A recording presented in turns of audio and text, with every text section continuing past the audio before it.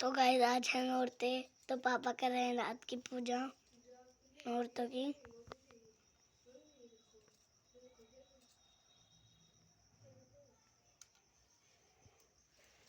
तो अभी कर रहे हैं पापा ये।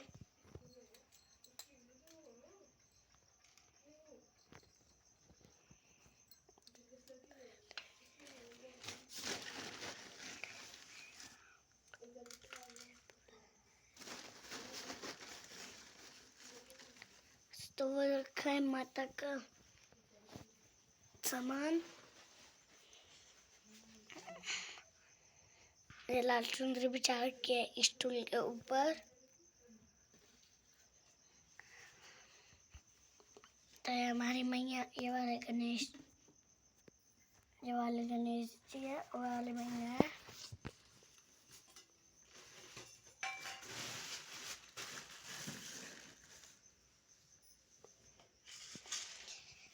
ये पापा ने सारे फल लाए हैं आज, ये वाले पापा। अरे वाले सारे वे काजू है, मखान है, मिश्री है, वो मुनक्का है, बादाम है, काजू है। तो अब करेंगे पापा। अब बजा रहे हैं संग पापा।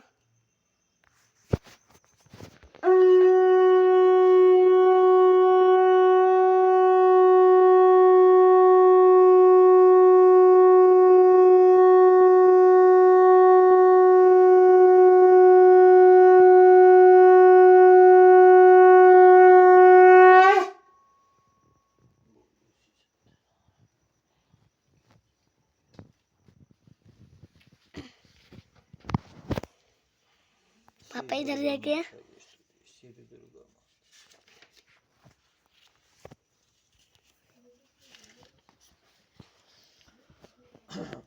ओम नमः चंडिकाय नमः। महर्षि ऋषि का राजा सूरत और समाधि को देवी की महिमा बताना। महर्षि मार्कंडेय जी बोले, सूर्य के पुत्र सार्वनी की उत्पत्ति की कथा विस्तार पूर्वक कहता हूँ, सुनो। सार्वनी महामाया की कृपा से जिस प्रकार मनवंतर के स्वामी हुए उसका हाल भी सुनो। पहले स्वारोचिष नामक मनवंतर में चैत्रवंशी सूरत नाम के एक राजा थे। सारी पृथ्वी पर उनका राज्य था। वह प्रजा को अपने पुत्र के समान मानते थे, तो भी कोला विध्वंसी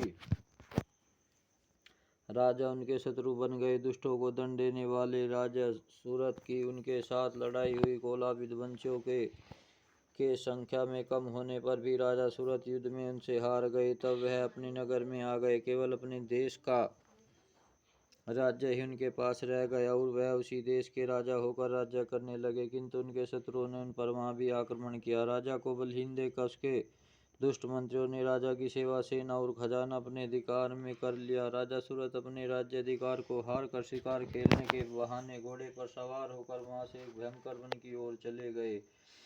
उस वन में उन्होंने महर्षि मेधा का आश्रम देखा। वहां मेधा महर्षि अपने शिष्यों तथा मुनियों से सुशोभित बैठे हुए थे और वहां कितने ही हिंसक जीव परम शांति भाव से रहते थे। राजा सूरत ने महर्षि मेधा को प्रणाम किया। तो ये हमारी मैया है, ये हमारी सरस्वती, महर्षि के आश्रम में कुछ समय तक ये हमारे गणेश जी।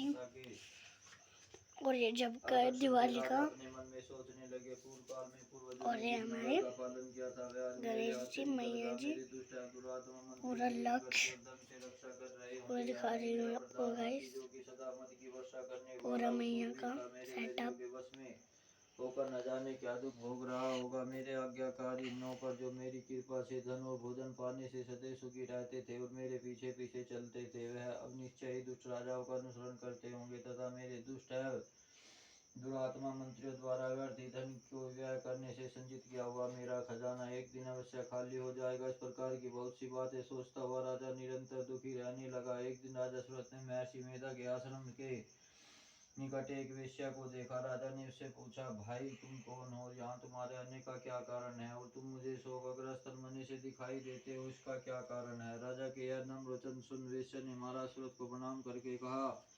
वेश्या बोला, राजन मेरा नाम समाधि है, मैं धन्यों के कुल में उत्पन्न एक वेश्या हूँ। मेरे दुष्ट त्रिपुत्र आदि ने लोभ से मेरा धन सब छीन लिया है और मुझे घर से निकाल दिया है। मैं इस तरह से दुखी होकर इस वन में चला आया हूँ और यहाँ रहता हुआ मैं इस बात को भी नहीं जानता कि अब घर में इस समय सब कुशल है या नहीं। यहाँ मैं अपने परिवार का आचरण संबंधी कोई समाचार भी नहीं पा सकता। वह घर में इस समय कुशल पूर्वक है या नहीं। मैं अपने पुत्रों के संबंध में यह भी नहीं जानता कि वह सदाचारी है या दुराचार में फंसे हुए है। राजा बोले, जिस धन के लोभी स्त्री पुत्रों ने तुम्हें घर से निकाल दिया है, फिर भी तुम्हारा चित्त उनसे क्यों प्रेम करता है। वेश्या ने कहा, मेरे विषय में आपका ऐसा कहना ठीक है, किंतु मेरा मन इतना कठोर नहीं है। यद्यपि उन्होंने धन के लोभ में पड़कर पितृ स्नेह को त्याग कर मुझे घर से निकाल दिया है, तो भी मेरे मन में उनके लिए कठोरता नहीं आती। हे महामते, मेरा मन फिर भी उनमें क्यों फंस रहा है, इस बात को जानता हुआ भी मैं नहीं जान रहा। मेरा चित्त उनके लिए दुखी है, मैं उनके लिए लंबी लंबी सांसें ले रहा हूँ। उन लोगों में प्रेम नाम को नहीं है, फिर भी ऐसे निस्सहायों के लिए मेरा हृदय कठोर नहीं होता। महर्षि मार्कंडेय जी ने कहा, हे ब्राह्मण,